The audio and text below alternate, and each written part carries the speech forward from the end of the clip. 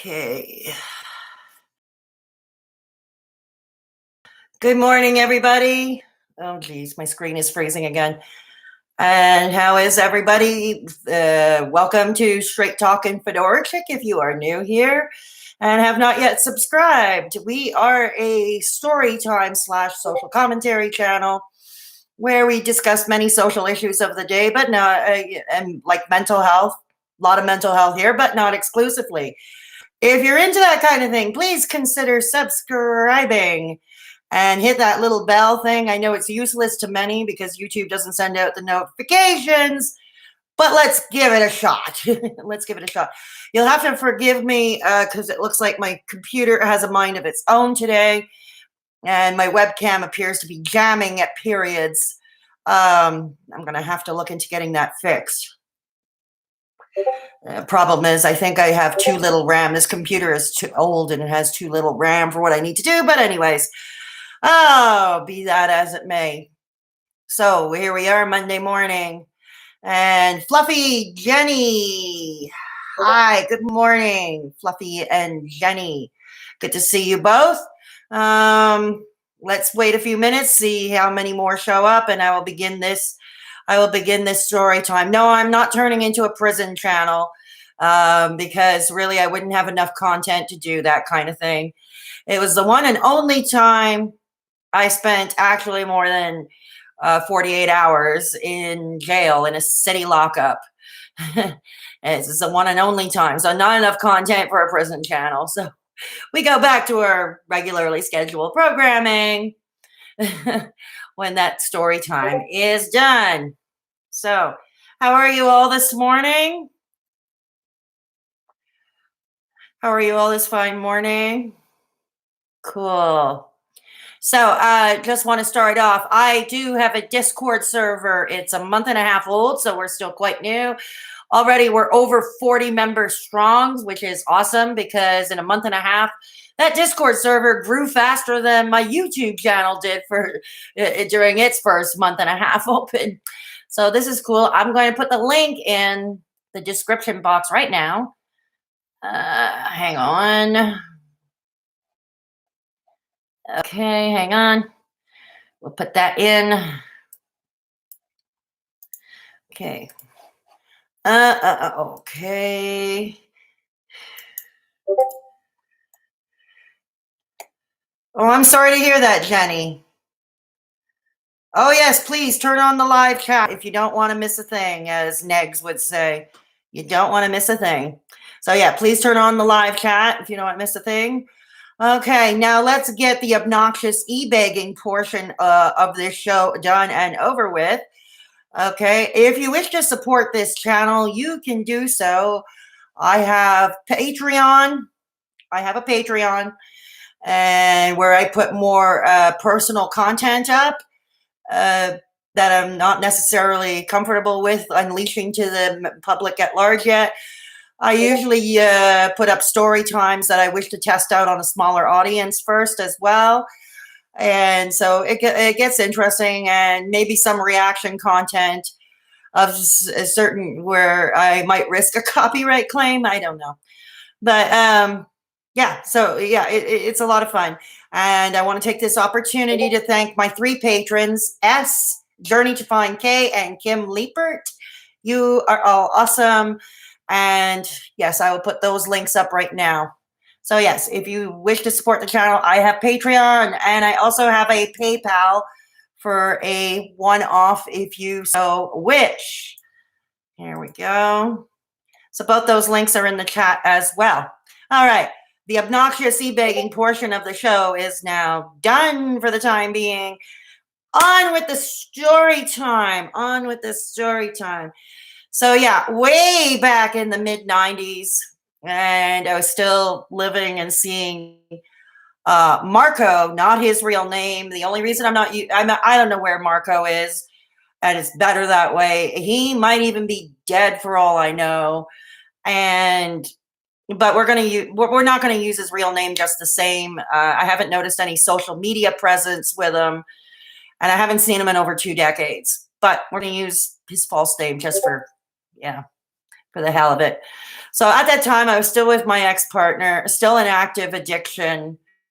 At that time during the freebase years. Now, if anybody wants uh, to watch my story, okay, about how I got started into cocaine and speed, all the way up to my recovery, which leads me to 20 years being clean, and all the relapses and spills, chills, and thrills in between. The link to that video, it was a live stream I did last summer. And it's a fairly long one. The link to that video is in the pinned comment below.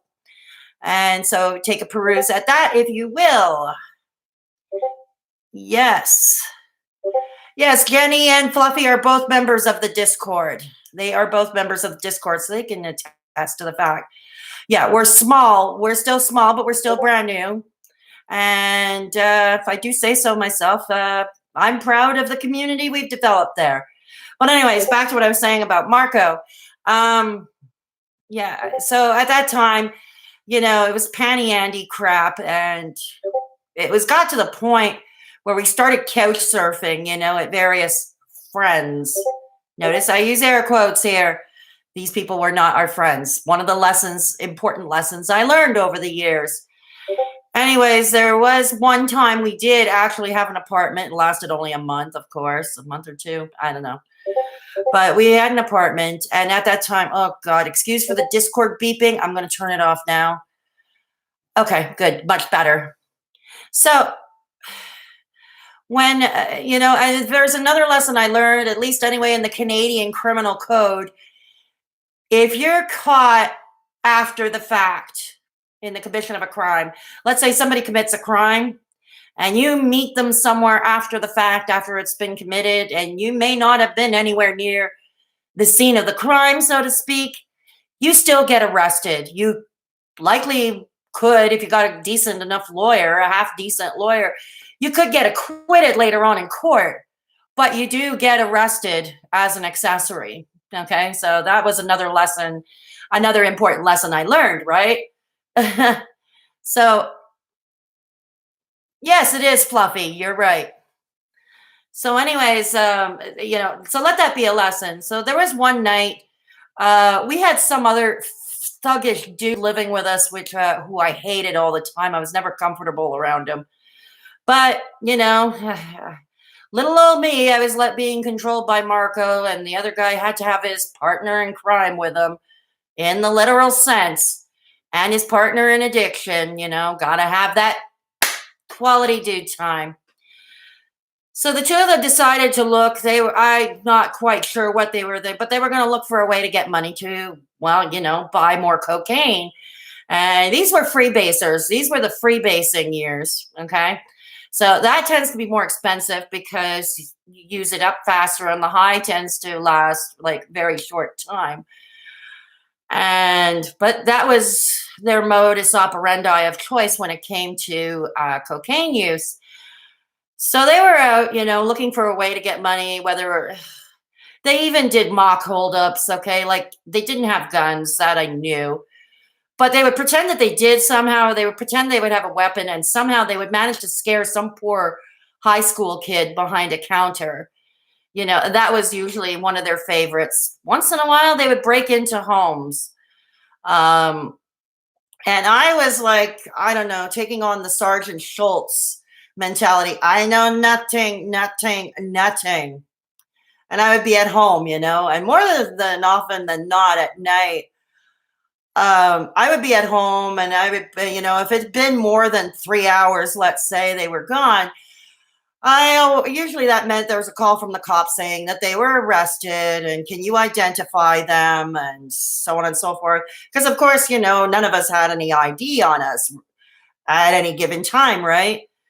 But I don't know, one time they had been out so long, and I don't know what possessed me to do this instead of the usual staying at home and wait for the mandatory phone call. But I decided to go out and look for Marco because I was getting worried, and I decided to go out looking for Marco.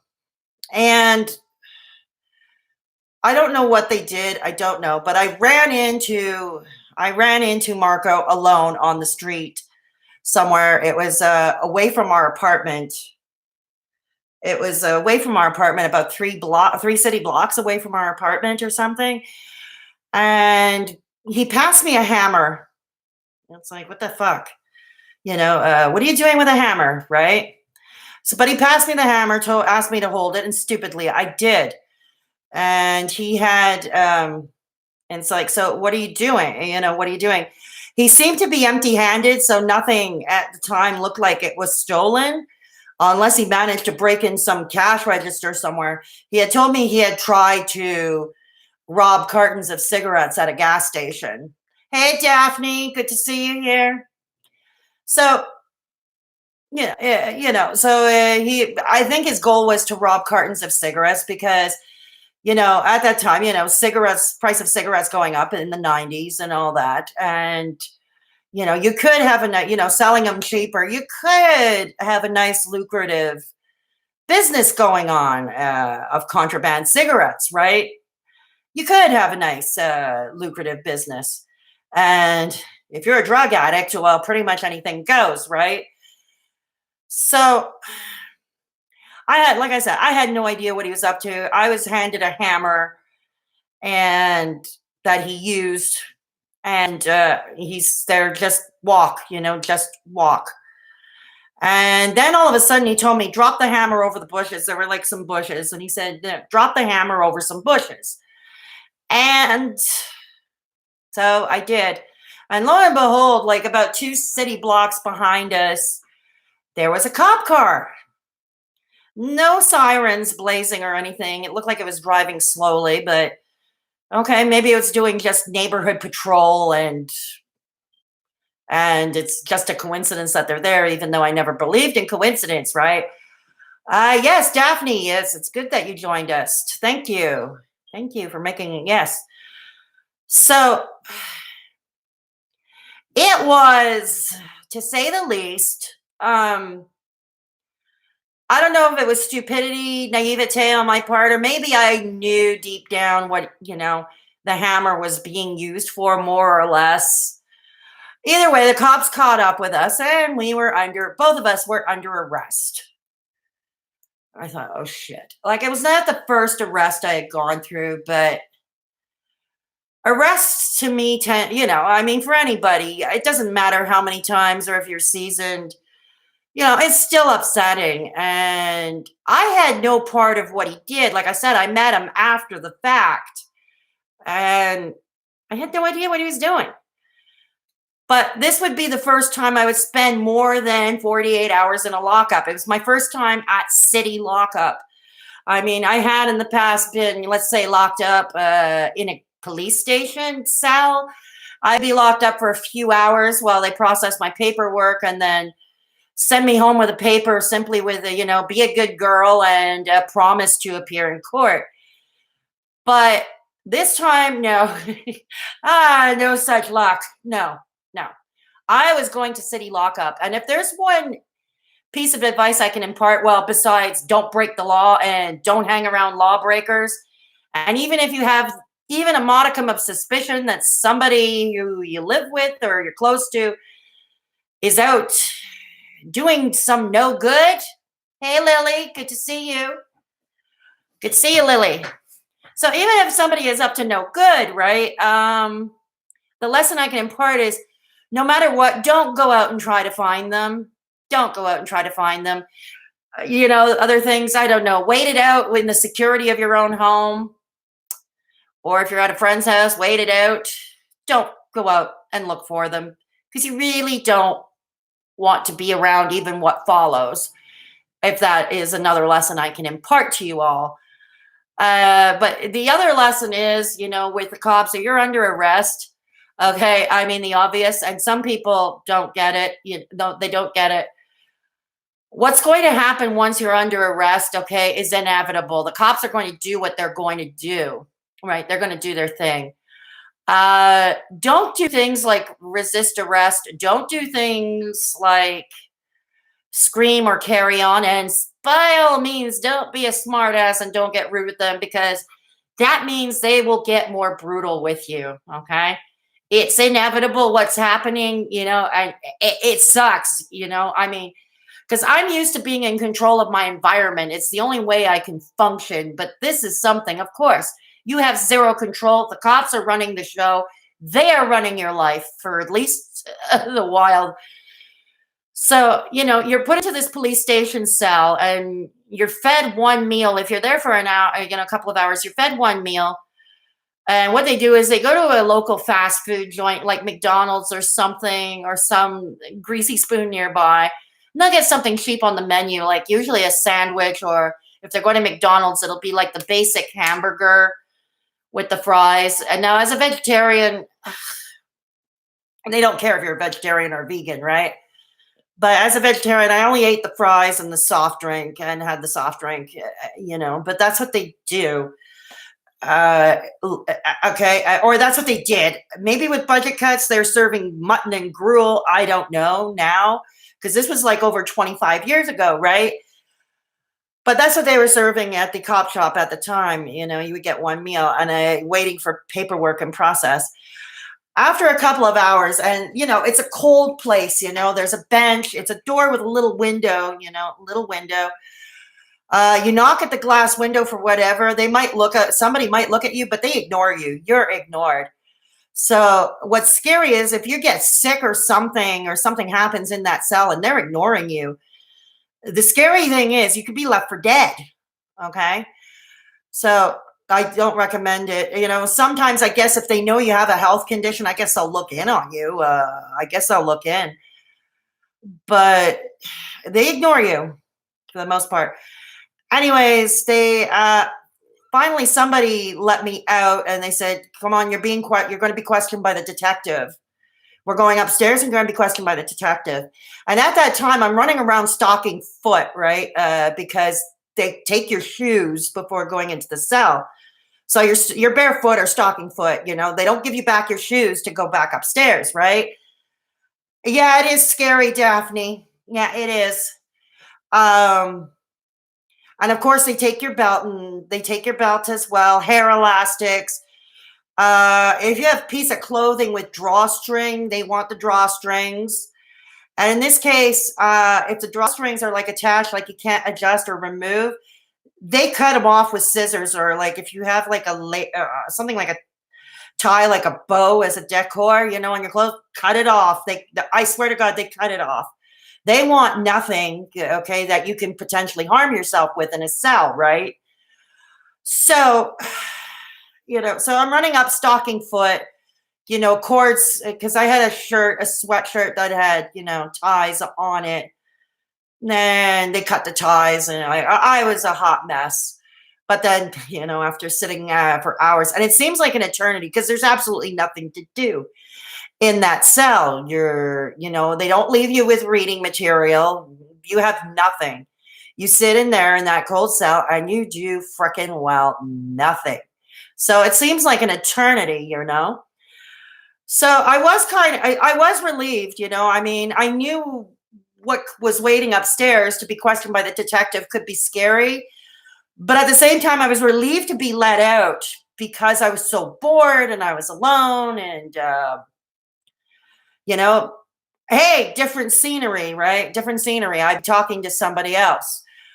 And the detective said, okay, these are the events that happened. And I was reading on the thing. I was reading on the report. What Marco ended up doing was he did try to break into a gas station. He had used that hammer to break the glass, okay, the glass window to try to get in. Right near the counter and the cash register. So that's what it's like, oh, so that's what he was up to. And so anyways, they said, so we would like it if you signed this statement. This is the events that happened. We would like it if you signed this statement. Now, I may have been more naive to the process and all that stuff, but I knew something told me in my mind. And I hadn't even contacted a lawyer yet, but something told me in my mind, don't sign anything, don't sign anything. Because if I don't sign anything right now, in court, I might have a shot later on if I don't sign anything. And besides, it's like, It's true. I wasn't there at the actual commission of the crime. I wasn't there when he broke the window of that gas station. If I'm guilty of anything, I took his weapon of choice, that hammer, going out to meet him in the middle of the night like that, the way I did. And I had no idea you could be charged as an accessory, even though I didn't do anything. I didn't really know. But deep down I knew, they're up to no good. It's just kind of like I said, the Sergeant Schultz things. I prefer not to know. And I was told also, if police were to ever, question you incessantly, you can answer honestly. You had no idea what was going on. So I had that in my favor. So I knew, and it's like, no, I'm not signing this. He says, well, Marco did, your partner did. I said, okay. And I also knew the cops could use trickery, like trick questions to get you to provide an answer they want to hear. You know what I mean? And, they're not above that. And I thought this was one of those times because didn't believe Marco would.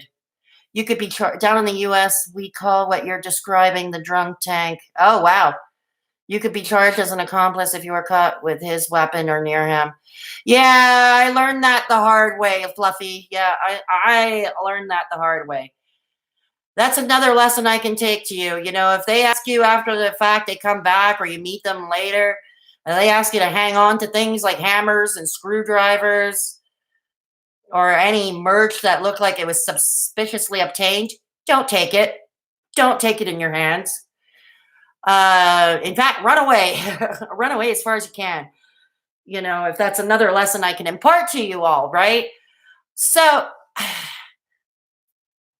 here we are. So but I was relieved to be out of the cell. I really was. I was relieved to be out of the cell. I'm sitting in a more comfortable chair than that bench. The detective said he was going to leave me up there. And I told the detective, I want to call a lawyer. And he said, yeah, no problem. And he said, but Marco said he would take care for both of you. Somehow something in my mind said, nah, I don't trust him. Because I think Marco would throw me under the bus and leave me around with, no lawyer. I said, no. I want a lawyer. I want to talk to a lawyer. So I had given the name of the lawyer that I had, the names of the lawyer that I had. And so sure enough, I got to talk to the lawyer, and the lawyer explained to me, look, the cops, they want to keep you, they want to move you to lockup downtown in the Vieux, in old Montreal. They want to move you there. I said, what? They're not going to let me go home after a few hours like before? They're not going to let me go home? He says, no, that's what they want to do. It's the weekend now, and you'll be in court Monday morning. So right now you're going to go and you're going to spend the weekend at Bonsecours, what people call Bonsecours because it's right nearby. City lockup, Montreal jail, if you will. Okay. So I'm going to be transported in what we call in Montreal the boîte à salade. The boîte à salade. Hey, Nicole, good to see you here. Okay. I called the crisis hotline and vented out and felt better. Okay, that's good.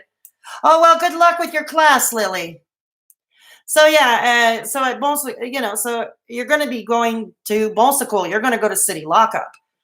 And I was like really totally pissed. I don't know if I was more pissed with Marco or more pissed with the cops for deciding this in their infinite wisdom. There was no way out of it. I was going to be spending a weekend. I told my lawyer, like, I had heard stories. I had met women, who spent time at Talkin, which was a provincial prison for sentences 2 years minus a day. And I had met women who did stints there. I heard it was a tough place, and I was scared. And I really didn't want to end up there. I mean, I knew that was not the next stop. The next stop was downtown, like I said, but I'm sure it ain't much better. And then the lawyer says, look, you're going to be okay. Just mind your business. Don't ask the other women too many questions. Don't, socialize as little as possible. The lawyer is trying to explain to me. He says, don't socialize it. Don't really talk to them. Okay, fine. Okay. It's like, so here I go dreading it. And I'm still sitting up there. I'm still sitting up there with the cop, in my stocking feet. And yeah, I was looking the hot mess. So I was up there for about 2 hours, still refusing to sign the said sworn statement, the statement of the events that happened. I still refused to sign. And looking back, that was probably the best decision I made because I ended up acquitted of those charges. Um, oh, well, I'm glad you're here for the story time, Nicole. I'm really glad. Hey, Belden, good to see you. Yeah, glad you joined us. It's not one of those once upon a time fairy tales, but yeah. But yeah, anyways, so yeah, it's not one of the, I think that was the best thing I did for myself, not signing the papers that the detective had wanted me to sign. Because it's basically the admission of a crime. Hey, Ray Phoenix, good to see you. So and that was the best thing I could have done for myself. So then, anyways, I'm taken back down to that dreary old cell, as you call it, the drunk tank. And so we were waiting for transport, which what we call in French here in Montreal, la boîte à salade, the salad box. That's what we call the police transport, the van or the truck that transports, from it picks up like the bus, it stops at different police stations, picks up people who are arrested and drives us all, downtown. And of course, there's like a divider wall because the men are put on one side of the van, the women on the other, and you're sitting on this little bench, off to facing the side, and you're handcuffed.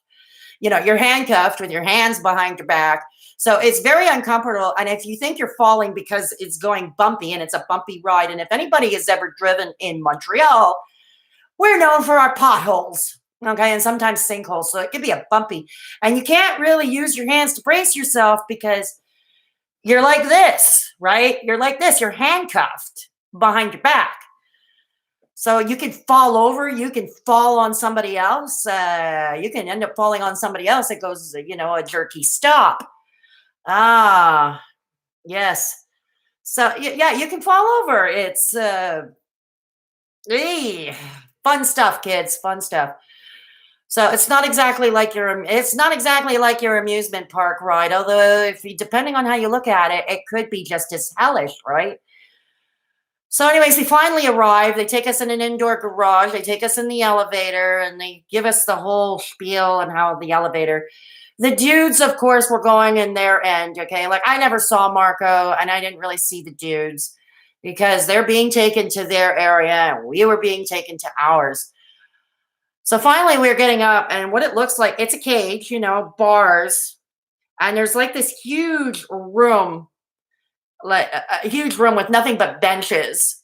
And there were girls sitting on the floor. There were girls like lying down on these benches. So, sometimes you got to sit on the floor.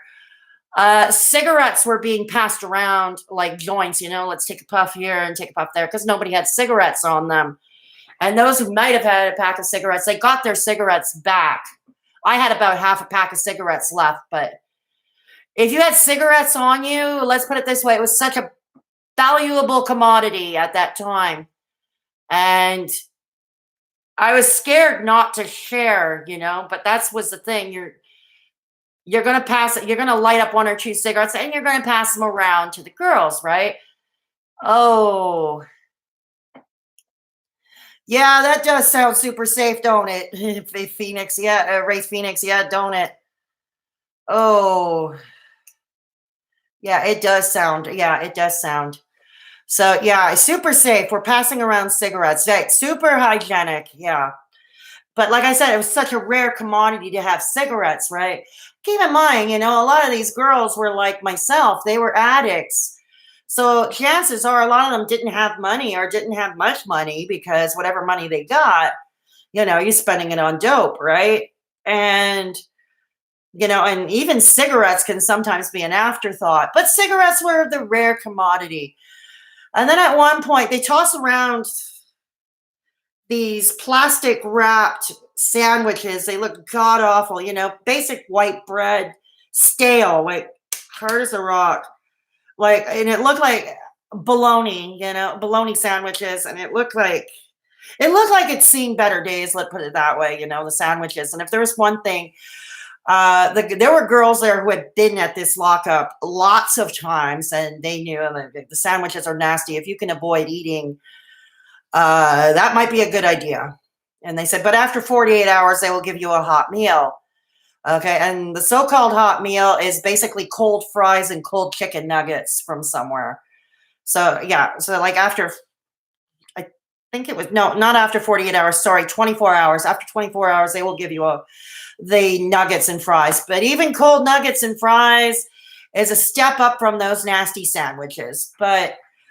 And the other thing I noticed was, because I'd never been there before, I'd never been to a jail with other women, other people, or sharing common space with so many women.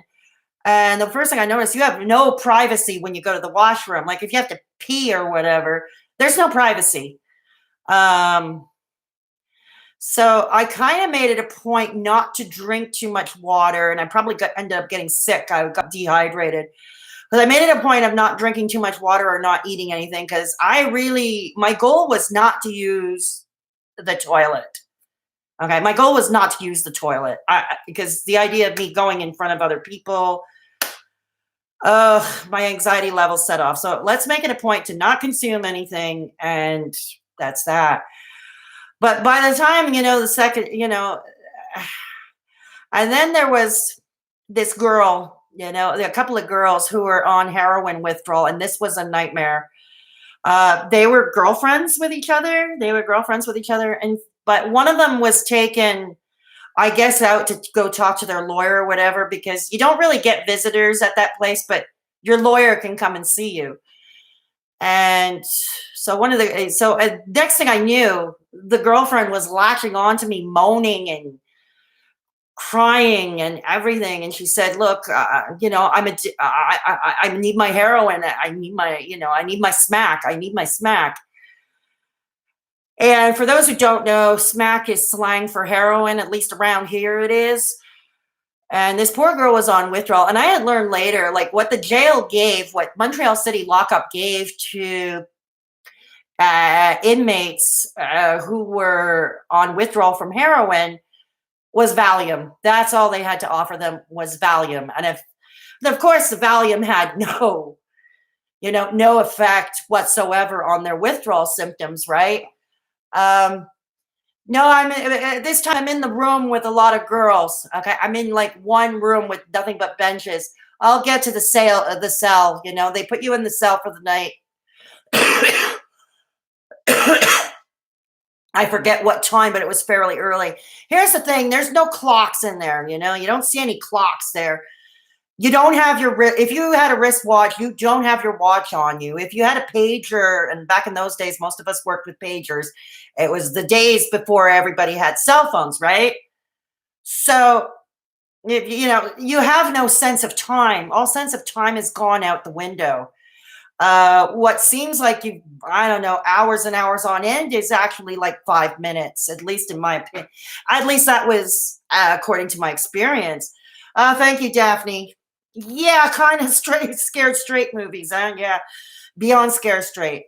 But like I said, like it was like the bare bones, bare knuckle. But like I said, it's lockup until you're sent there if the cops want you with specific conditions, or you're supposed to have bail. It's not meant for a long term. You're not meant to be there more than 48 hours, although it has probably happened, either computer glitches back in the day or whatever. You could be there for 72 hours as well, but this was the place, ostensibly, you're not supposed to be there more than 48 hours. And so what happened? So we're waiting, and this girl, meanwhile, like I said, on heroin withdrawal with the Valium that was completely ineffective for her, was latching on to me like she was terrified, or obviously terrified, and she was very, very sick. And I had no idea what to do. Like I tried to call somebody, staff member, but of course they ignore you. They don't care. They said, oh, we gave her pill already. That's basically the best you're going to get. Oh, we gave her pill already. Yeah, well, your pills don't appear to be working. Okay, your pills, like I said, I had found out that they only give Valium to these inmates, who are on withdrawal from something like heroin. Hell no, there is no privacy in jail. The only time you are alone is in solitary confinement. Absolutely right, Wraith Phoenix. Absolutely right. Hi, Kim. Good to see you. Good to see you, Kim. So, of course, a little later on, we're going to be in that cell. And at that time, there were two.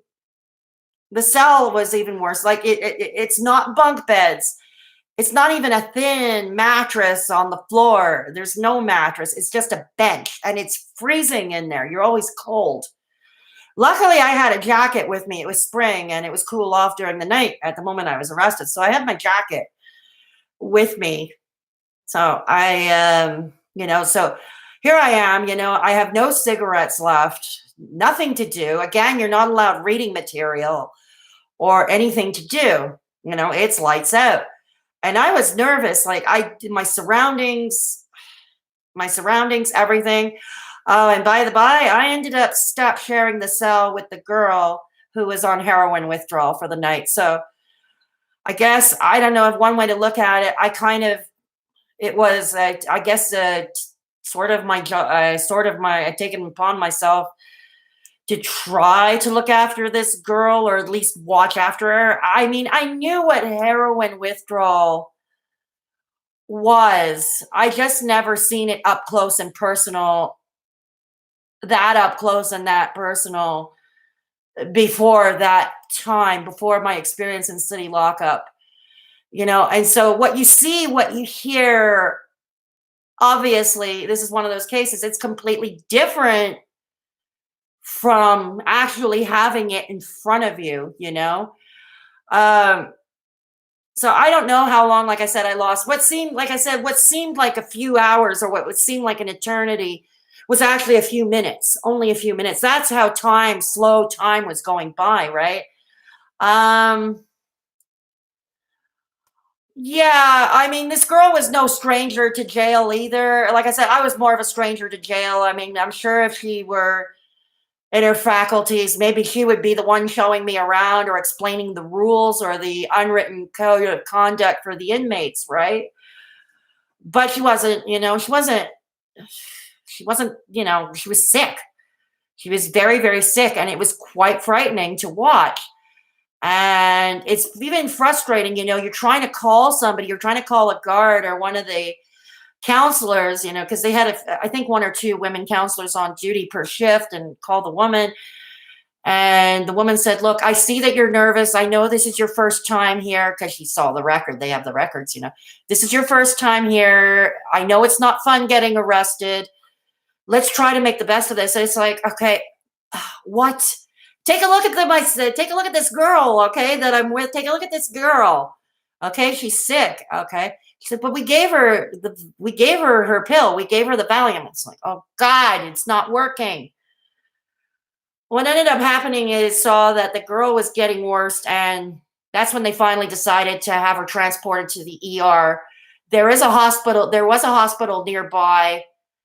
It moved to another hospital, which is even closer. But at that time, it was St. Luke's Hospital. And usually that's where inmates from the jail were sent to the ER if any medical attention was required. But here's the thing I noticed. They like to wait. They like to keep you waiting. So what if this girl was seizing for a few hours? What if this girl was having seizures? Would they wait all these hours? I don't know. By that time, I had no faith in who was taking care of us. I had zero faith, and I didn't feel safe. I'm sure, like, if there was a fight that broke out, the guards and the staff would look they would look the other way, right? Yeah, Kim. Oh, I'm glad you're doing well, Kim. Good to see you're doing well. So, hang on a second. Okay. Okay. So, anyways, you don't know. Like I said, you don't know. It's at that time I knew. Of course. I mean, I didn't expect to be treated nicely by the staff. It's not what I was expecting. But I was expecting the bare humanity, like with a sick inmate, even if it is from withdrawal, withdrawal symptoms from heroin or whatever drug they were taking. I would have expected at least, the bare modicum of humanity, and not this, oh, we gave her a Valium or we gave her pill, and I didn't think anybody with a lick of sense would know. And I don't know if they consult with any medical professional at that time, like with a nurse or whatever, but even a nurse would say that Valium would have been completely useless on these, it would have been completely useless for them, you know? So, yeah, it would have been completely and totally useless for this population. But anyways, so those are the lessons I learned. It's like, good grief. And I mean, I saw more humanity with a lot of the women I was with. Like I said, sharing cigarettes, or one of the women who was there who had access to the nugget and fries meal might share with, some of her friends, which she can, even though the portion sizes were so tiny, barely enough for one person, So there were, I found that with some of the inmates, there was more humanity amongst them. Not all, not by any stretch of the imagination, not even most of them. But there were some, and I noticed there were some old hands, some OGs who had been there, lots of times, who would explain things to me and explain how things work, how things work and how inmates are supposed to be and all that. It was the longest freaking weekend of my life. It was also one of the more terrifying ones. And trust me, sleeping on a bench is no fun. It's cold, and all you have is your jacket to cover you. All you have is a jacket or a coat. And a lot of the girls were not that lucky. They did not have a coat or a jacket or a sweater or a hoodie or anything like that. Yeah, that Valium definitely is useless to withdrawing heroin addict. Exactly, Fluffy, exactly. So what ended up, so finally comes, the Monday morning arises, and needless to say, I think a lot of the women were as happy as I was. We're going to be going to court. Some were going to be let out to go downstairs to municipal court. Others would be going with another batch in in a bus or another salad wagon to go to the Palais de Justice, which was Superior Court. I was going to Superior Court. Okay, provincial court, if you will. So the girls going to municipal court, they of course get out first, okay, because they're going downstairs, because that's where municipal court is. They just go downstairs in the elevator. That's it. But we've got to be transported several city blocks away to the Palais de Justice, to Superior Court. I thought, oh God, like I had been to Superior Court, but always, I had come on my own, entering through the front door and, looking, at the information desk, which courtroom I'm supposed to be in and all that. But never had I arrived in handcuffs with a gang of women in one of these most uncomfortable vehicles. But here was something that happened. Whoever handcuffed all of us, for many of us, apparently they did not. Hands are free. But, one of the women next to me said, keep your hands down. You don't want them to see you, because if they see you with extra handcuffs, they're going to handcuff you, and they're going to make sure it's damn tight on your wrists. They're going to make sure it is damn tight. So just, pretend, so put it on like a bracelet. There we go. And then we're led in, into an elevator. And it looks like, I think we were going down. I don't remember. That's how my sense of orientation at that time, so when you're in a place like that for more than 48 hours, not only is your sense of time all gone, but your sense of orientation when you're moving, when you're on the move or when you're in transit, like to the point I couldn't remember that in the elevator, were we going up or down? Probably down. And we're led to this cage. We're led to a cage, and there were a lot of other cages with other inmates, with, some cages filled with men. And the cages were, of course, all overcrowded, and only 2 benches in there and a telephone. So back in those days, it was pay phones, but you don't put money in those phones. It's only to call collect, like jail, like at jail or at prison at the time. You call collect. And so, so yeah, you were able to make collect calls. But imagine you're like 15 girls in this cramped. We called it the bullpen. That was the unofficial name. They called it the bullpen. So when you're in this tiny cage, plus there was a smelly garbage can that was full, a smelly garbage can. And once again, we're sharing two or three cigarettes to three girls. The cigarettes were being passed around like joints. Again, a rare commodity. And no, there was no canteen that passed by. So if you couldn't buy anything, and not in the bullpen at the courthouse, you couldn't buy anything. You couldn't buy a snack even if you could. And they didn't give you any food either. They did not feed you, when you're in the bullpen, because you're not meant to be there forever. You're only there to wait to pass in court. And it went by groups, the bullpen. It went by groups. So when our group came up, we're all handcuffed. Once again, we're all handcuffed. And we're led to this like waiting area, we're to this waiting area. And of course, you pass before the judge one by one, and you're in the front in handcuffs, passing before the judge. And your lawyer should be there to plead your case. Hey, Captain Fish, good to see you. Good to see you, Captain Fish. So what do so you're in the waiting room in your handcuffs, and you wait one by one to pass in court. And and you better hope your lawyer knows what they're doing if if one had been appointed, from legal aid or whatever. I already knew who my lawyer was. I had never used him before, but I had heard good things about him. And so I was taking a chance. I was taking my dear sweet chance. I wouldn't lie. And again, you lose all sense of time. And I think that drove me nuts. I'm one of those people, if you're bored and I'm sitting around doing nothing, I like to watch a clock. I like to watch a clock.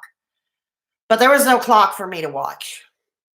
And so I think that drove me more nutty than anything else. Yes, it's good to see you too, Captain Fish. Great to have you.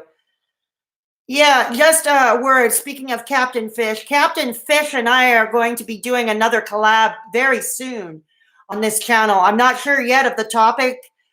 I believe we're scheduled tentatively for this Saturday afternoon for our collab. So Captain Fish and I have to discuss the time still and the topic. But yeah, you won't want to miss us. It was the last time I collabed with Captain Fish for the mukbang and food and ASMR Cringe Fest. It was an awful lot of fun, and I think it was an awful lot of fun for everybody in the live chat. Plus, he has that groovy voice, you don't want to miss. So this Saturday afternoon, Captain Fish and I are going to be collabing together on this channel. You don't want to miss it. Okay, I guess this is the intermission part. For those of you who have not, okay, the intermission part, yeah. For those of you who have not joined our Discord server yet, I'm going to send you the link in the chat. We are a month and a half in. It's a brand new Discord server. We're a month and a half in. And if you haven't already joined us, consider joining us. Please consider. It's a lot of fun. Oh, thank you, Wraith Phoenix. Thank you, Wraith Phoenix. Okay, Wraith just put the Discord server link in. Also, now for the obnoxious e-begging portion of the show. If you wish to support this channel, you may do so. I have a Patreon. And while I mention Patreon, I want to thank my patrons. Thank you so much, Wraith. I know you do. So I want to thank my patrons. I have three of the S, Journey to Find K, and Kim Leeper. You all rock. So you can check out my Patreon, or you can give a one-time donation to PayPal. Okay, to PayPal. I'm putting those links in the chat as well, should you be interested in either the Patreon or the PayPal. Okay, and I thank you all. Okay, back to our regularly scheduled programming right now. So, yeah. So, anyways, I'm waiting for my turn to pass in court, sitting, and finally it was my turn, and I went, and my lawyer, of course, pled not guilty, and to let me go on my own, like with no bail, because this is my first so-called serious offense, the kind that I actually had to spend overnight, and it was pretty quick. They said, yeah, well, I mean, the conditions became that I had a curfew. That pissed me off. That totally pissed me off, having a curfew. It's like I'm not a kid anymore. I had a curfew. I had to be off the streets inside the apartment between 11 at night and 7 in the morning. And there was also another problem with that, because at that time I was attending therapy with my old psychiatrist at the time, who was across town, and I'm reliant on public transit. And more times than not, I would have to leave well before 7 a.m. to go to my psychiatrist's office. So it was a bit of an issue for some of the days, to respect the curfew. It was like, what do I hope? Let's say I leave at 6:30 in the morning to go to my psychiatrist. Do I have to worry about getting nabbed by the cops because I'm outside during the hours I'm supposed to be inside? I don't know. Thank you. Thank you, Wraith. Thank you, Wraith. Oh, thank you. Oh, I'm sorry. Probably, yeah, I typed them too close together. Thank you, Wraith. Thank you so much, Wraith. Um, Thank you. Okay, sorry about that. Sometimes when I copy and paste something, letters get stuck together. It's yeah, but thank you so much, Wraith. Um, so it's like, back to what I was saying. I was pretty angry at that, that I was going to have, and I was worried about what to do. I didn't have a chance to talk to my lawyer because I was one of the last ones. Because I don't know if they went by alphabetical order of your last name. And since my last name begins with a letter way down in the alphabet, I'm not going to give my last name because I'll end up doxing myself, because I am the only one in La Belle Province here with the last name that I have. So I'm not going to give that out. But suffice to say, it's way down the letters of the alphabet. And I was one of the last ones out of the little group from our bullpen. I call it the bullpen girls, I guess. And so I knew I was going to be released. And maybe I should have been thankful and relieved at the moment that I was going to be released. Because a lot of the girls, commiserating in the bullpen, a lot of the girls knew they were headed off to Tanguay. That was the next step. They were going to be heading off to Tanguay. They were not going to go home. They were not going to go to some transition or halfway home even, or whatever. They were headed straight off to Tanguay. But I was going to get to go home. So I guess maybe I should have been thankful for. So in addition to the curfew, my other conditions was basically, yes, be a good little girl, keep the peace. And there was one thing they wanted to do, but my lawyer fought it and won. They wanted me to be away from Marco, like prohibited contact with Marco. And looking back, maybe my lawyer talked them out of it, because they said, look, this is where she lives. You want her to stay at the address that she's registered at, but she lives with him. And Marco, too, you wanted him to stay at the address. So they live together. What are you going to do? So, yeah, my lawyer successfully removed that. And, there was no order to avoid Marco. But looking back, I think maybe my lawyer did me a disservice on that score. Maybe, probably, because I was weak when it came to Marco, and maybe my lawyer would have done me a favor. Maybe my lawyer would have done me a favor if he had left the condition, and maybe I went off to a woman's shelter, let's say, Although getting into a women's shelter would have been hard because it was near the end of the month, and toward the end of the month is a very busy time for shelters, because usually the welfare checks run out, Yep. Wraith Phoenix, I copied both links just in case you want here anytime, so I can put them in for. Okay, thank you. Thank you, Ray Phoenix and Fluffy. Thank you. Much appreciated.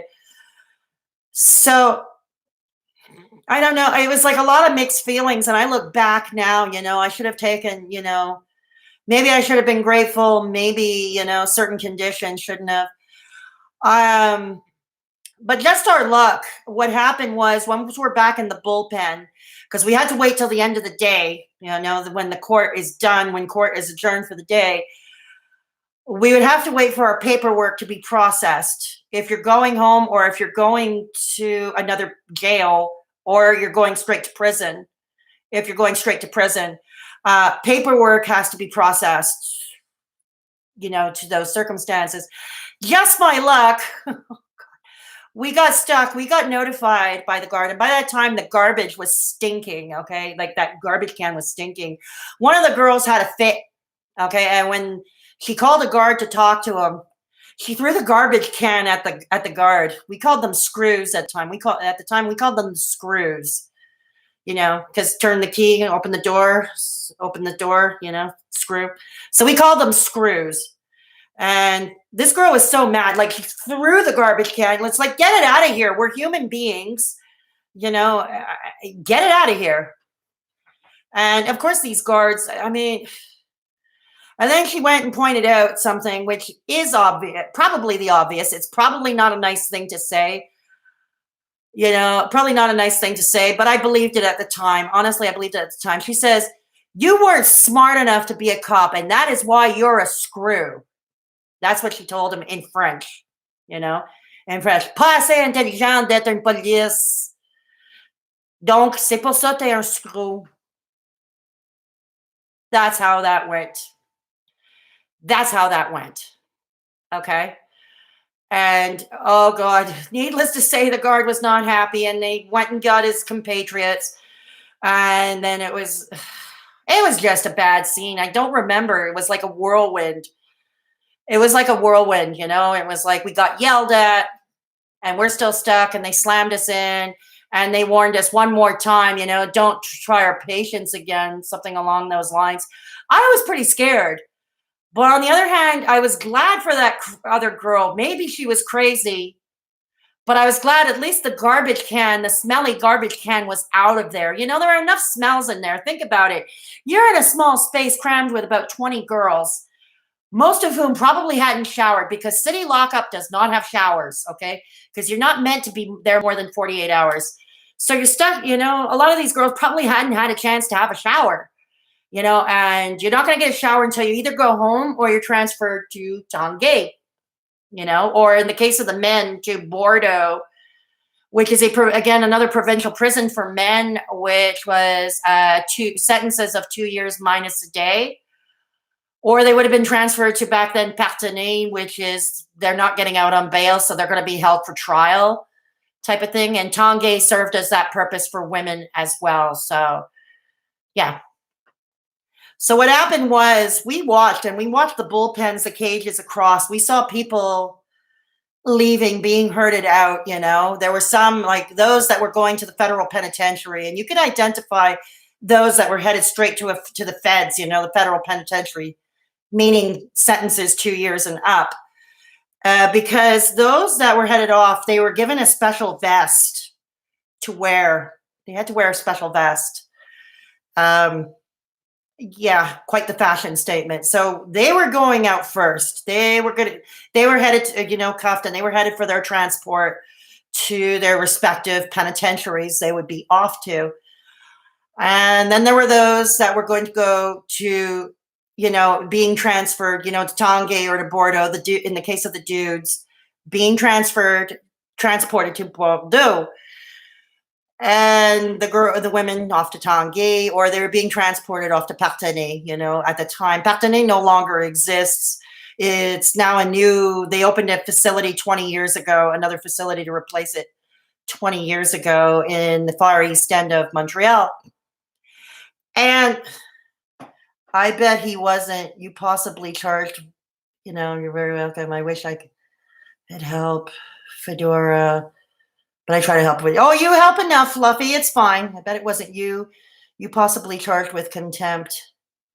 Yeah, well, yeah. I know in the US you can be charged with contempt in court in case you cause any trouble in court. Yeah, I did not get personally additional charges. I mean, I was not the one who threw the garbage can. In fact, if anything, I was cowering in a corner because I was that scared. I was cowering in a corner. Um, but I know that a lot of the OGs that were in there, they were talking they were telling their war stories. We had another, I mean, that crazy chick that threw the garbage can. She was not shy about telling us why she was arrested. She stole a police car. She tried to drive off in a police car. Like the cops somehow left everything running or whatever, and she somehow managed to steal the cop car. Of course, you're going to get caught. It's kind of inconspicuous. But yeah, that's how crazy she was. She was nuts. And I don't remember her name. And that's probably all for the best that I don't remember her name. But those of us that were going home, we were going to be the last ones out. And I said, is this tradition? Those of us who are going home were kept here longer. And somebody came up and we had heard a guard gave us news. They said, look, our computer system went down. So that means none of your paperwork is ready yet. Paperwork meaning, with your conditions, your release conditions, or if you're getting out on bail, there would be the bail amount, or bond to pay or whatever. So you needed your paperwork to get out, and the computers were down. Oh, lucky us. So we were going to have to wait until the computer system was fixed. And this is back then, computers were pretty primitive. You still had the big box monitor, the big tube box monitors. Back in those days, it was even before Windows 95 came out. So it was like, green on the black screen, dot matrix printers, or you had laser printers. The first, no internet, of course, at least not for the average Joe. So you can imagine, it was pretty primitive back then. Hey, 640K, that was the in thing that was happening back then, yeah. So it's like, oh no, like when the hell are we getting out? But I also knew the guys, like Marco and the dudes who were also being released. They too were going to be delayed. Everybody who was going home was going to be delayed because the computer system went down, the computer glitch. And it was like, even back then, with so little technology, not nearly the technology that we have today, I was thinking to myself, how dependent on computers we have all become. How dependent. No, nobody uses a typewriter or the carbon forms, How dependent on computers. And so we were going to be stuck. And like I said, they didn't view us as human beings. They viewed us as animals in a cage. So do you think they were really rushing in a hurry to fix the paperwork? Although you can't realistically keep 20 girls for more, you can't keep them overnight, with no food or no access to a shower or anything like that, 20 crammed in one small cage. You can't do that. Although they probably thought they could, Did they try hitting the tower? The monitor? I'm not sure. I'm not sure what they did. I can't remember what they did or they didn't. That part I can't remember. But yeah, we had to wait. And once again, no concept of time. I was getting more anxious because I had no clock to look at, I was just one of those weird people that like to look at a clock. And that's how I would pass time if I was bored, just looking at a freaking clock or a watch or something, The love tap, the love tap. No one gave me the love tap over there. No one tried to hit on me. No one. There were a lot of lesbians. But no, none of them bothered me. None of them tried to hit on me. None of them tried to hit on me. But you have to cohabit somehow. You in a tight space like that, you're all in the same predicament, and you got to somehow live. And if there's one thing I learned, even with the repeat criminals, and I mean, I was not with girls who would be, considered maximum security, like those who may have committed murder or whatever, because those women who would be maximum security would have a different treatment. They would not be going to Bonsecours even with girls like us. They would not even be going there. They would be going somewhere maximum security, right? I don't know where they went in all honesty. But you know, most of these women I found, I'm starting to understand why. A lot of them I found were what you call institutionalized. Like prison had been a revolving door for them. It was like home away from home. They're humans, and that's something, a lot, you got to try to remember they're humans. And yes, while there are people, both men and women, who are downright evil and terrible, um, downright, and there is no redeemable quality whatsoever.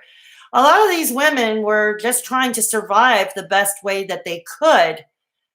They were humans, and a lot of them were nice, they were nice enough. Like some of them, they would only have like one or two cigarettes left. And instead of trying to hoard it for themselves, although probably they would have had a mob attacking them if they did try to hoard those cigarettes for themselves, they did voluntarily share their cigarettes with the rest of the girls. And here we go. You're passing around the cigarettes like they were a joint. I'm telling you, if anybody went into the cigarette business there, they probably would have made a killing somehow. They probably would have made a killing with the cigarette trade. And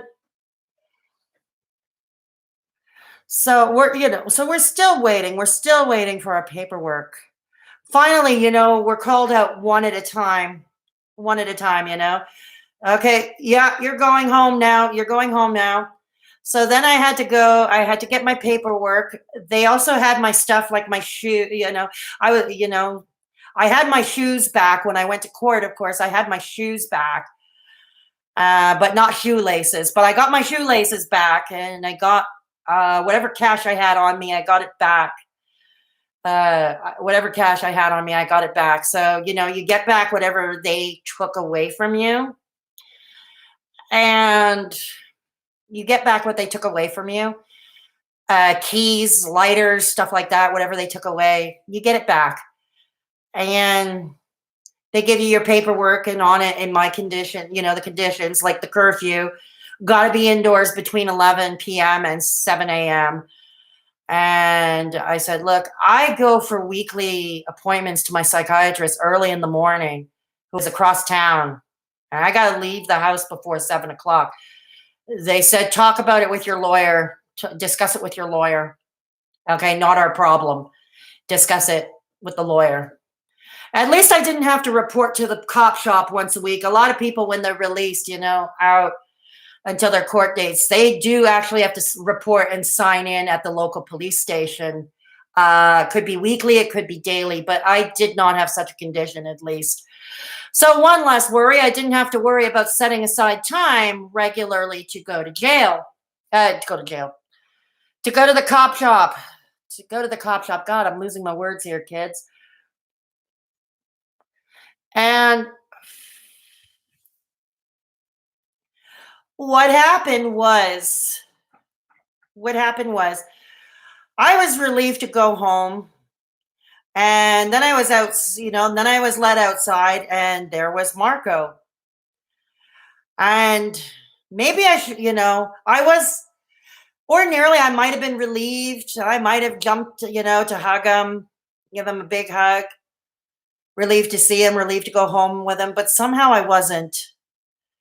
I mean, I was relieved to be out. Yeah, I was definitely relieved to be out in the open in fresh air.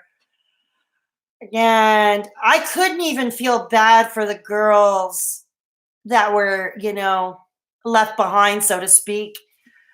Although they weren't left behind, they were out with their transport before us, with their transport to their prisons, to new prisons and jails. But I couldn't even feel bad for them because I was so relieved to be out. But I was not really happy to see Marco. If anything, I was pissed off with him. I was pissed off that I got arrested. I was pissed off with him that he had signed a statement because I got to read the statement later. And essentially, he threw me under the bus. He threw me under the bus because he said I was right with him when he broke the glass at that gas station. I wasn't. I was not. But luckily, there was an eyewitness in the area. And later on in court, when it came to be, the eyewitness was questioned by my lawyer. Did you see this? Did you see anybody with him? Like, he didn't specify. Did you see anybody with him? And he said, no, he didn't. And he didn't see anybody. He says, do you recognize anybody in the courtroom or something along those lines? No, he didn't. So this is the thing. Another good thing, damn good thing, I didn't sign any statement with that detective. I don't know how I had the wherewithal or the know-how. Maybe it was just my intuition or my instincts that were razor sharp to not sign anything, no matter what the detective threatens you with, And that is probably ultimately what saved me, is I didn't sign anything. Because if I had signed something, even with eyewitness or no eyewitness, I likely would have been convicted. I would have likely have been convicted. But I didn't. I was acquitted. Thank goodness of those charges. And that was basically my life that was basically my weekend in prison. And like I said, if I can impart any lessons besides don't break the law, don't hang around with lawbreakers, career criminals, so to speak, especially those who are particularly bad at what they do. And always remember, even if you meet them after the fact, somewhere nearby, you can still get arrested. Okay, that is something, if I can impart, you can still get arrested. You can still get locked up, even if it is for like 24, like it could be a few hours, could be 24 hours, could be 48 hours. It's hell. It is hell.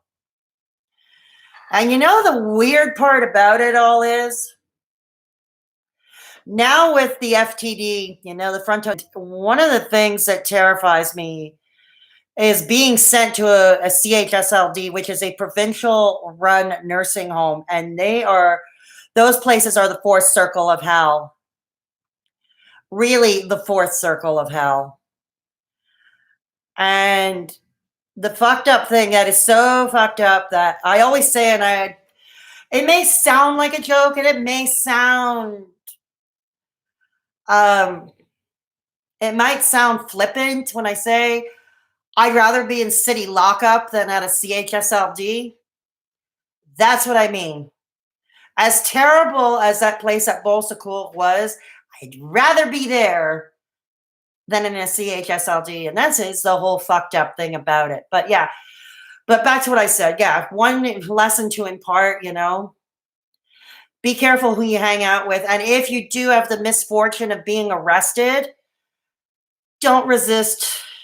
Don't resist, and be polite and nice. You want to be nice and polite. Okay, because being rude, it's just, because those are your choices. It could go fairly easy for you, or it could go very hard for you. And believe me, you would much prefer that. You're going to have to go through this process anyway. There is no getting out of it. Try to make it as easy as possible on yourself. Know your rights. You have the right to an attorney. Exercise that right. You tell them at any time you want to call your lawyer. Don't be afraid to tell them, I want to call my attorney. I want to call my lawyer. Don't be afraid to tell them that. And if there's another left, and if you're unfortunate enough to be locked up with, in a small place, with a group of women like that, True. Turn the charm up to 11. Yeah, exactly, Wraith. Exactly. I know that sounds kind of funny right now, but no, it's exactly true. You want to be on your Sunday behavior, so to speak, right? You want to be on your Sunday behavior. You want to be um no. No, Lily, it was a lot worse. I don't know if Tongay was like the Orange is the New Black, because I have never been to Tongay or to the newer prison, the newer female facility up in Joliet. I don't know. Probably not, because I think, and I think if you watch some of the prison channels, like Jessica Kent or Christina Randall, they did do videos on their channels comparing Orange is the New Black to actual prison experience. And according to both of them, the show, of course, it is TV or Netflix TV. They did take dramatic license.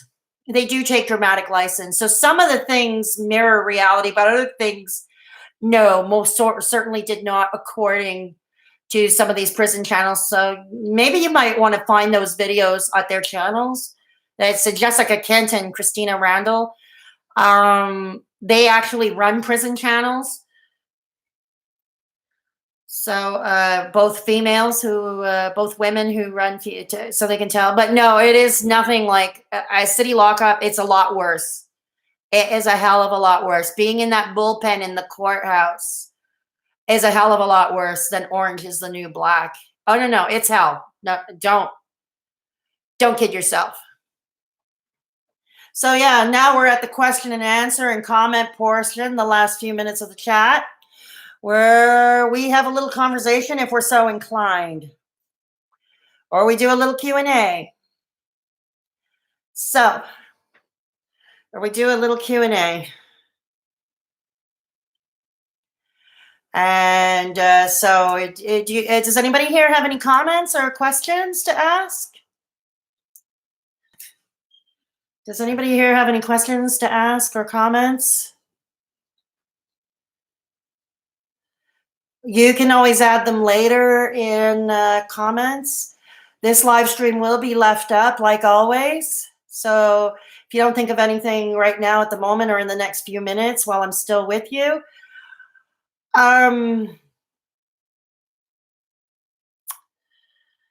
yeah.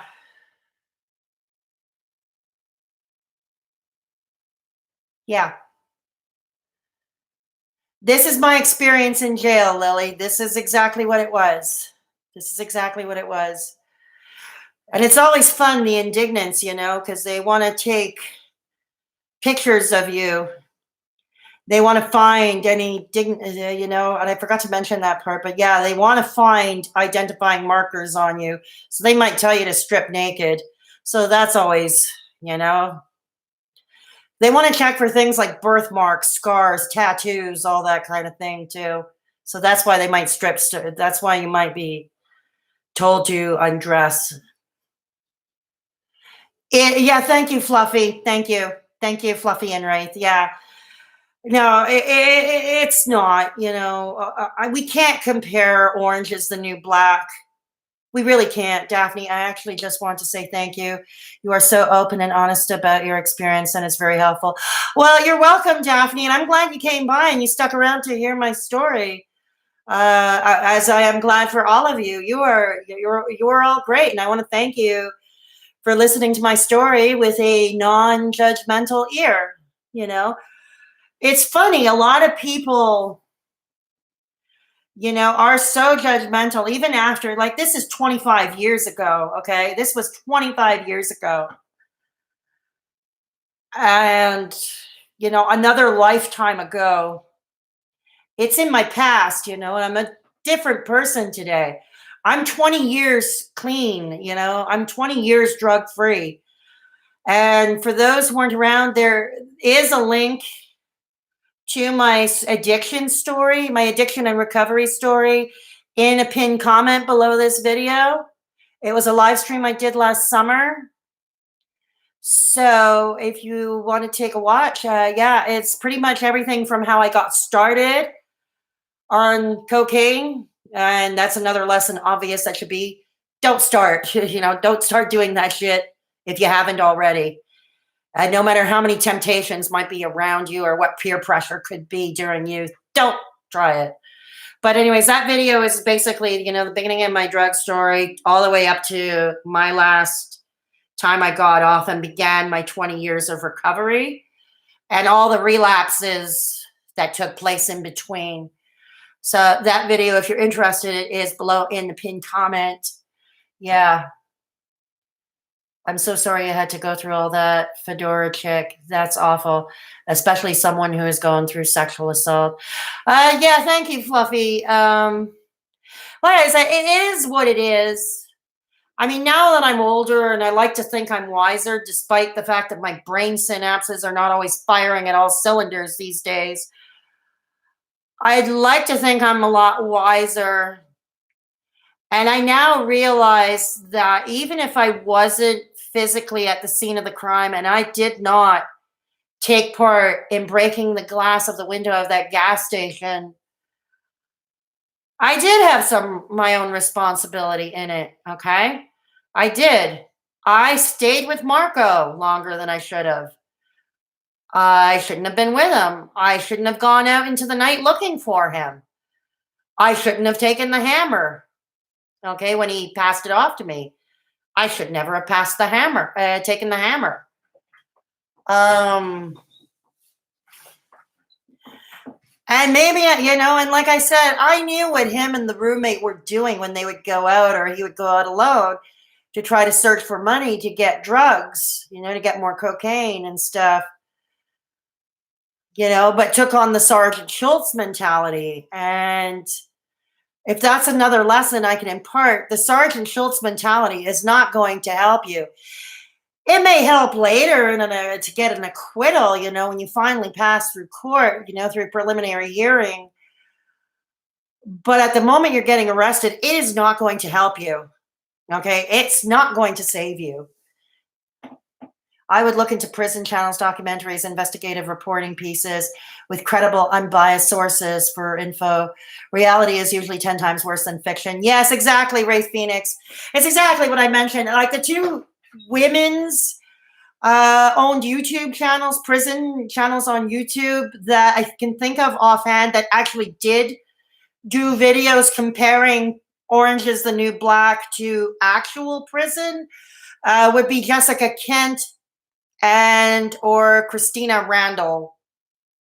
And the channels are named, by their names, Jessica Kent, and the other one being Christine, easy for me to say, Christina Randall. Okay. And, because they've actually done time, they've done time in prison. These girls, they've actually done time. And Jessica, in the case of Jessica, she is a recovering addict herself. She is a recovering addict herself. So, maybe you want to check those out if you want more, real prison stories by people. But yeah, there are documentaries. There are some on Amazon Prime, some on Netflix. There are others, plenty on YouTube, plenty of documentaries about prison life, prison experience from prisons all over the world, not just in Canada or the United States, but they have from Australia, from Russia, wherever, any part of the world. So yeah, I'm going to invite you to go check those out if you're interested or if you're curious, because I can't, yeah, thank you, Wraith Phoenix. Thank you. Hey, Joe. Good evening to you too. Yeah, it's supper hour for you too, hey, Joe? Yeah. Also another good prison channel on YouTube who has done time is Lockdown 23 and 1. Yeah, agreed, Fluffy.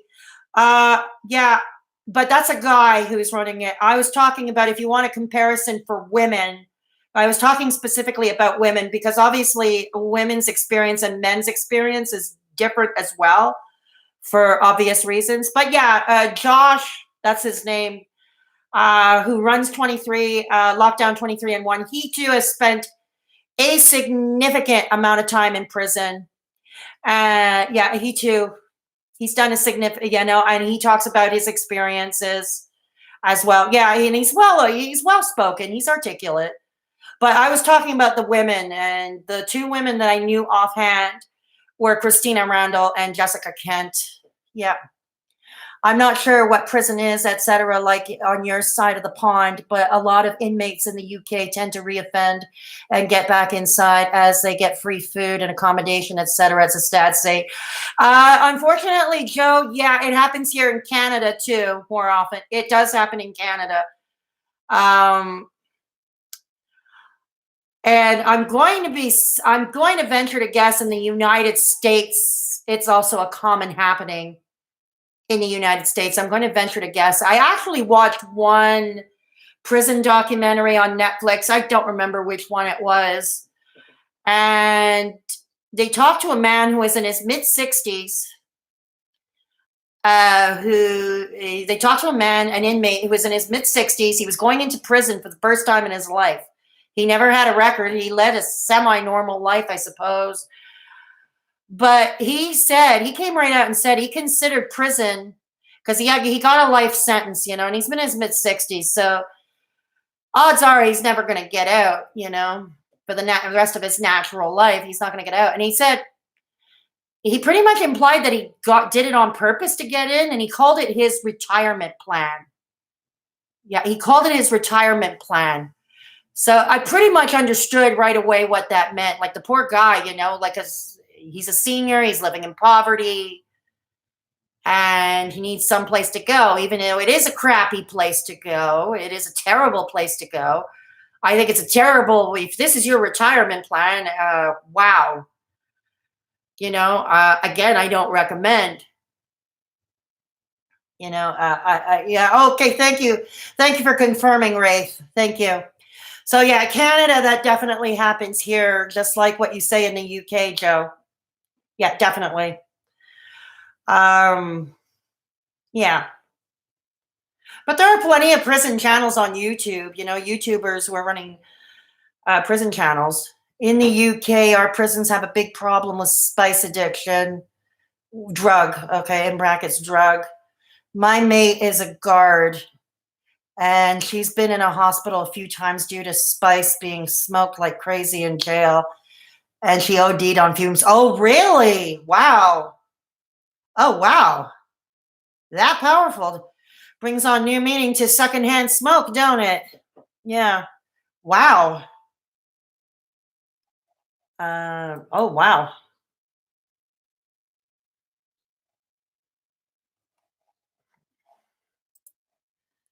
Yep, it's a problem in our prisons. Yeah, I have no doubt. I do know that drugs do get into the prisons, both at the provincial level and the federal level. I do know that drugs get into prisons somehow. That's not uncommon. As a matter of fact, if one thinks they're going to detox or finally get straight in jail or in prison, it's not really the ideal place because it's actually a pharmacy. And a lot of these places, it's actually like a pharmacy. You can get a lot of shit there. You can get a lot of shit. Absolutely, no question.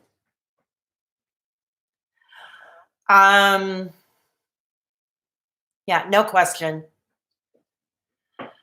Okay, so anything else? Like I said, this stream will be left up, and there's an older live stream I did last summer about my own addiction and recovery story that will be in a pinned comment below if you want to catch that. Yeah. Spice is an artificial marijuana. Oh, yeah. We don't call it spice here. I forget what we call it. The synthetic marijuana. I forget what we call it, but we don't call it that here. Spice. We don't call it that much. I know. And that's the extent of my knowledge. But it smells like plastic when smoking it. Ew, yuck. Now, if what you said, Joe, the guard, you said that OD just by breathing in the secondhand fumes.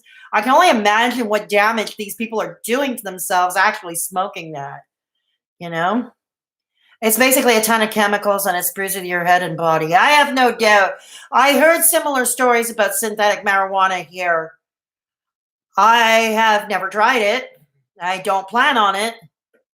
But yeah, I have heard of it. I know what you're saying. Yeah, I know exactly what you're saying. Um, it can cause psychotic issues. Really, huh? Really? Wow. Oh, the things I learn. The things I learn. The things we all learn. Yeah. Um,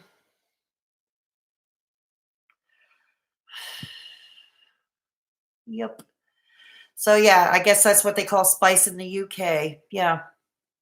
And there are plenty of, drugs that are laced with a lot of crap that can make someone sadly, go into these psychotic breaks. Yeah. Yeah, people flip out on it, hallucinate, and get really aggressive. Yeah, it's the same thing with other drugs that might be laced with other crap. And this happens all the time. You buy off the street and it's laced with a bunch of crap. Yeah.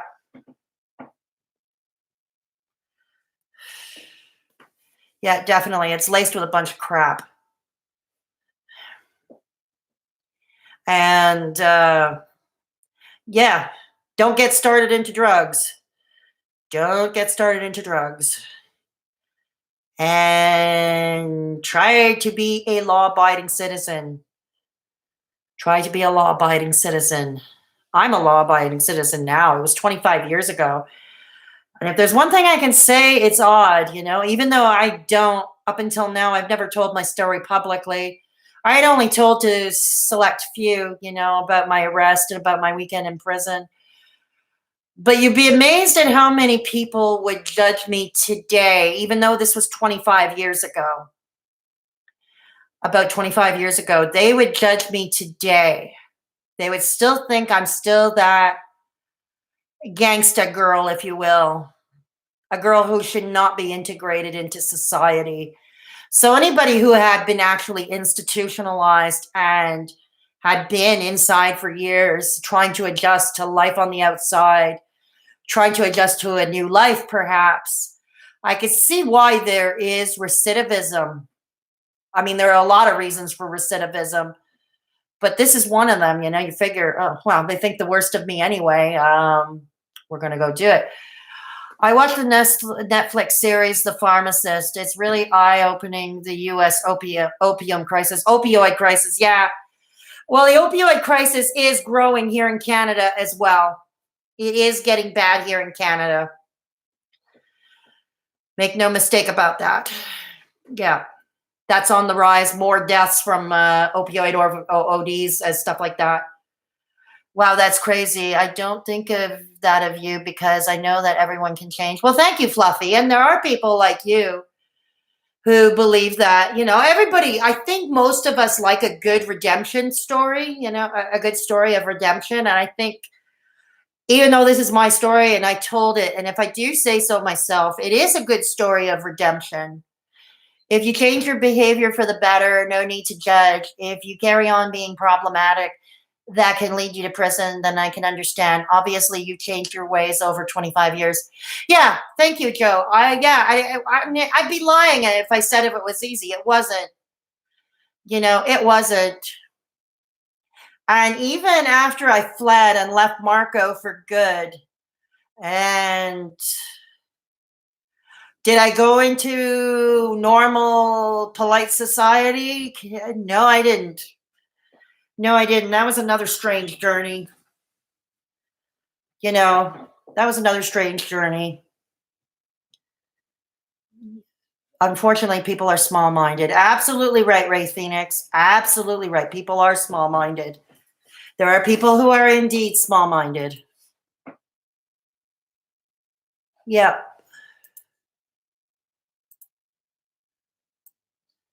Hang on.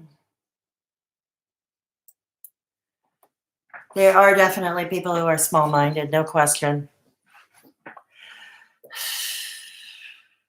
Yep. Yeah.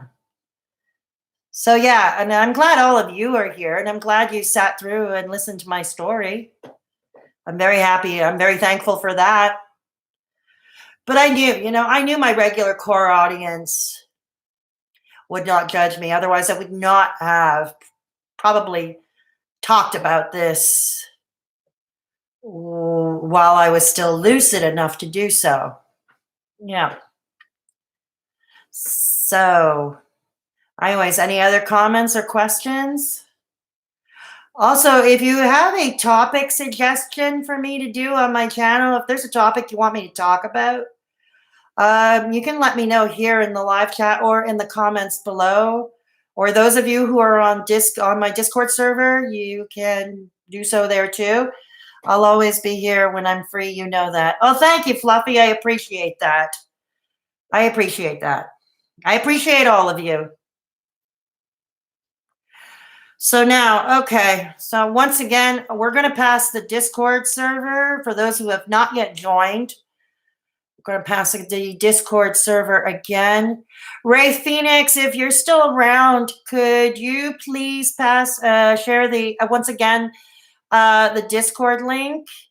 I'm always here if I'm not asleep or at work. Well, yeah, I appreciate that, Joe. I know you're 5 hours ahead of me.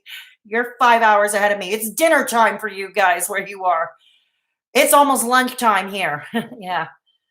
So thank you, Ray, for the link to Discord. So for those of you who haven't already joined our Discord server, please consider joining. Okay, where you can meet some great people like Wraith, Wraith, who is my co-admin, and a lot of people here. Yeah, it's supper time. I see. Yeah, I also. Yes, I know. Thank you, Ray Phoenix. I appreciate you too. Yeah, Ray Phoenix is my co-admin. We both run the Discord server together. So yeah, come join us if you haven't already done so. And also, once again, the obnoxious e-begging portion of the show. The obnoxious e-begging portion of the show. If you wish to support this channel, you may do so. I have both Patreon and PayPal. And I want to give a shout out to my patrons, S, Journey to Find K, and Kim Leipert. And here we go. Okay. Oh, once again.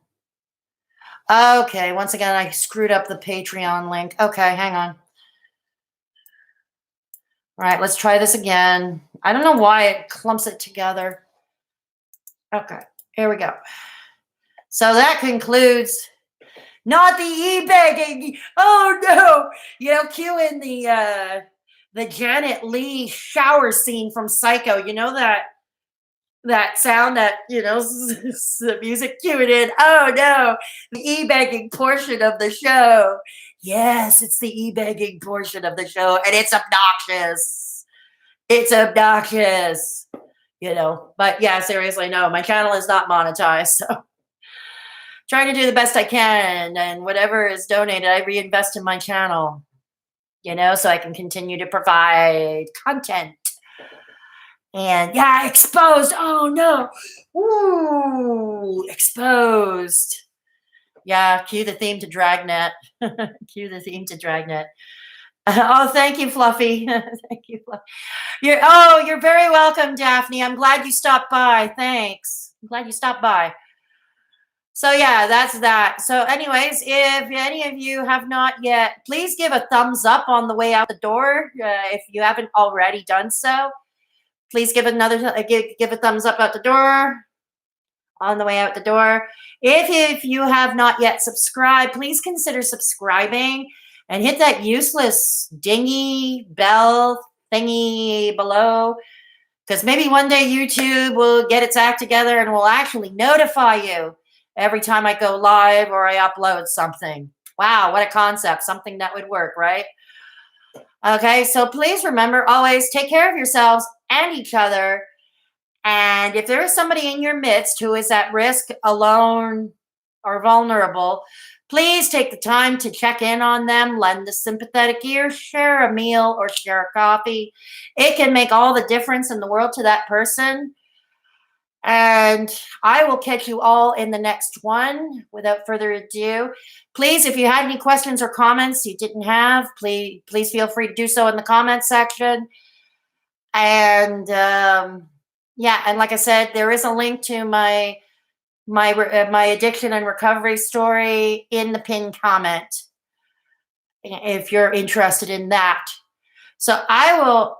Oh, thank you, Love Fluffy. Thank you, Wraith.